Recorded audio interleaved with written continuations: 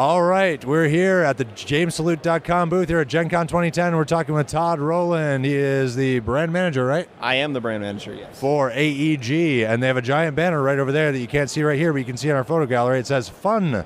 AEG sells fun. Do you still sell fun? We hope we are still selling fun to a lot of people. That's right. Well, we have two boxes of fun here that are the newest ones from AEG. This one is Pressure Matrix.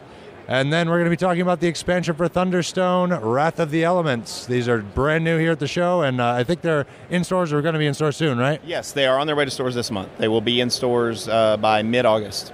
Excellent. Okay, so Pressure Matrix, give us the overview. All right, Pressure Matrix is sort of the game show of the future in the sense that you have runners in this matrix, and they have to run and collect as much prize money as they can while not ending up trapped. Would you say that they're men that are running, like a running man? They could be men that are running. They're not terribly violent men, though, but they are men that are running. Okay. And so how does this work? We have our little runners here in the corners, looks like? Yes, you can have up to 4 players, and they're little runners. Each one's a different color. They all start in a separate corner. And each game, you build a grid based on the number of players using these different tiles. And there are, if I remember correctly, there's about 124 different sides on the tiles, so you can have many, many different games with all different kinds of different effects. And you just build it randomly, you grab some tiles and go. When the game begins, you're all in the different corners, and you determine who's going to go first. And then, at the beginning of the game, the pressure level is green, which means that you roll 3 dice to move, and you can take the lowest one, whatever the lowest number happens to be. So that's a 2. So let's assume I'm yellow, so I'm going to move 2. So I move 1 tile, 2 tiles. I pick any one of these 4 nodes that I want. So I'm going to pick win 5. All right, so I win 5 money, and I don't have my yellow marker here, but pretend that red is yellow. I move up to 5, so I'm 5 on the scoring track now. Because I've claimed that one, I take one of these little blackout markers, I put it there, and that one's not available anymore.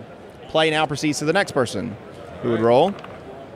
I have to move 3? You have a 3. All right, I'm going to move 1, 2, 3. All right, and then you can choose any of those effects. This one. I flip a vacant tile. Right. Win 3. So you would flip move this one. You would move to 3, and you'd flip that one, and then you would put a blackout marker on the one that you used.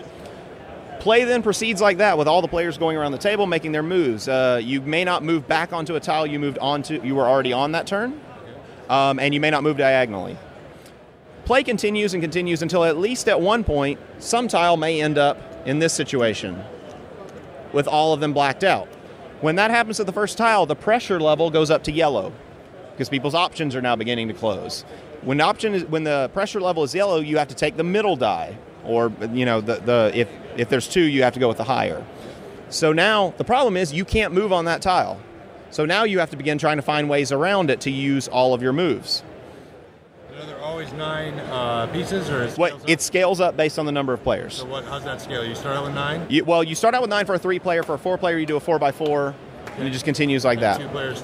Two players is still 9x9. Okay, so 2 or 3 players 9x9, then 4 players 4x4. 4x4, and so ultimately you're going to end up in situations where whole areas are getting blocked off. So once your second one becomes blocked off, pressure level goes up to red. That means you have to move on your highest die. So as you can see, you're having to move more with fewer options of where you can go. And you always have to move the full movement. Yes, you have to move the full movement. If you are unable to move, if there is no way you can go to move the full movement, you're stuck.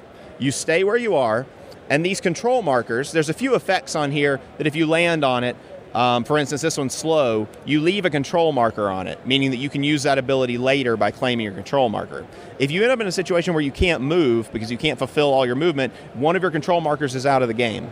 Once a player loses all of their control markers, the game ends. And how many control markers do you start with again? Start with 5. 5, okay. So, you could end up with a roll where you roll 3 1s, even on the red level, so you could move 1 space.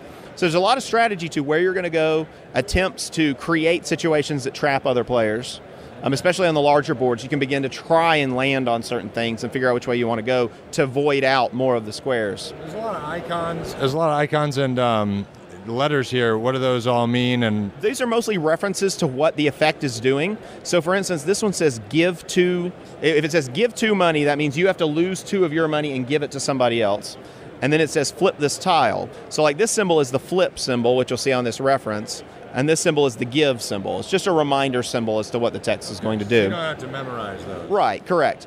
And And so there are, like I say, there's negative tiles you can land on. So like if all 3 of these were blanked out and you had to stop on this one, you'd end up losing money. Some of the things say invert a tile. So if a tile is inverted, if it's like this, then all of a sudden those become free because you've inverted the void on that one. Never flipping them upside down. Well, some you do. Some you flip. If you, I mean, not turning them. No, not turning them upside down. You invert the void. And like, for instance, if it says flip this tile, if you had a void marker there and you flip the tile, it would be gone. And this would now be a free tile again. Okay. So... So that's Pressure Matrix. About how long does the game play? About, 30, 45 minutes once people are familiar with the game, because it does become a fast-moving game, and depending on the number of players, you can end up in locked-out positions pretty quickly. So cool. So that's Running Man, the board game. I mean, Pressure Matrix. And then we're on to the expansion for Thunderstone. Expansion for Thunderstone. This is Wrath of the Elements, which we've been very excited about. The reaction to it has been fantastic here at the show. We've been going through it. Probably one of the things players were looking most forward to with Thunderstone was our new box. The box is as exciting as the cards. Right.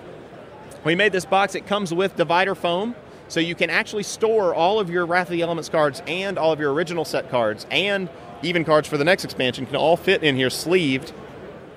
And you just simply remove some of the foam as you need more space. And so this is, it's actually a smaller format box than the regular Thunderstone. You can see it's narrower. So if you play Thunderstone a lot, I want to keep it in my car, I just bring this one thing, and once the next expansion comes out, I can probably even fit that in there. Exactly. It's got a much smaller footprint, so it's much easier to carry around. We also included some actual, divider cards that have the name of the card on them, so that as you sort, you can slide these in, and they are taller than the cards, so you can always go through. And they're significantly taller. Like the ones that came in the original game had the same Thunderstone back, and they were just a little taller, but these are labeled. These are labeled. They have the name of the card, and they actually have art. Like this one, if you remember this art, this is from the first game, so you know daggers from the first game, and that way, and then you have art from the later game. And this comes with everything, all the dividers for this and Wrath the original game. Yes, it has all the cards for the base game and for Wrath. When our next expansion comes out, Doomgate Legion, we're going to have dividers for it in there that can also go in.